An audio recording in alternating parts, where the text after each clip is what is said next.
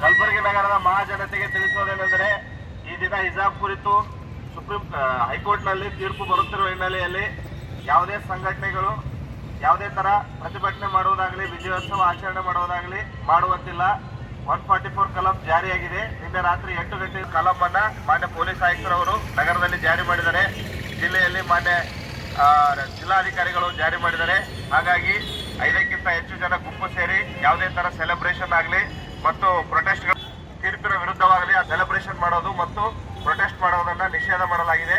144 ಕಲಂ ಜಾರಿ ಮಾಡಿರೋದ್ರಿಂದ ಎಲ್ಲ ಸಾರ್ವಜನಿಕರು ಆ 144 ಕಲಂ ಅನ್ನ ಪಾಲನೆ ಮಾಡಬೇಕು ಮತ್ತು ಹೈಕೋರ್ಟ್ ತೀರ್ಪನ್ನು ಸ್ವಾಗತಿಸಬೇಕು. ತೀರ್ಪು ಯಾವುದೇ ತರ ಬರಲಿ ಅದನ್ನು ನಾವು ಸ್ವೀಕರಿಸಬೇಕು. ಅದರ ವಿರುದ್ಧ ಪ್ರತಿಭಟನೆ ಮಾಡೋದಾಗಲಿ ಮತ್ತು ಅದರ ಪರವಾಗಿ ಸೆಲೆಬ್ರೇಷನ್ ಅಥವಾ ವಿಜಯೋತ್ಸವ ಮಾಡೋದು, ಪಟಾಕಿ ಹಚ್ಚೋದು, ಸಿಹಿ ಹಚ್ಚೋದು ಈ ತರ ಯಾವುದಕ್ಕೂ ಕೂಡ ಅವಕಾಶ ಇರುವುದಿಲ್ಲ. ಆದ್ದರಿಂದ ಕಲಬುರಗಿ ನಗರ ಮಹಾಜನತೆಗೆ ಮತ್ತೊಮ್ಮೆ ಇಲಾಖೆ ಪರವಾಗಿ ಮನವಿ ಸಲ್ಲಿಸ್ತೇವೆ. ದಯವಿಟ್ಟು ಯಾರು ಕೂಡ 144 ಕಲಮನ್ನು ಉಲ್ಲಂಘನೆ ಮಾಡಬೇಡಿ. ಹೈಕೋರ್ಟ್ನ ತೀರ್ಪನ್ನ ನಾವು ಧನಾತ್ಮಕವಾಗಿ ಸ್ವೀಕರಿಸಬೇಕು. ಆ ಹೈಕೋರ್ಟ್ ತೀರ್ಪಿಗೆ ತಲೆಬಾಗಬೇಕು. ಆ ತರ ಒಂದು ಸಿಚುವೇಶನ್ ಇರೋದ್ರಿಂದ ದಯವಿಟ್ಟು ತಾವೆಲ್ಲರೂ ಈ 144 ಕಲಮನ್ನ ಪಾಲನೆ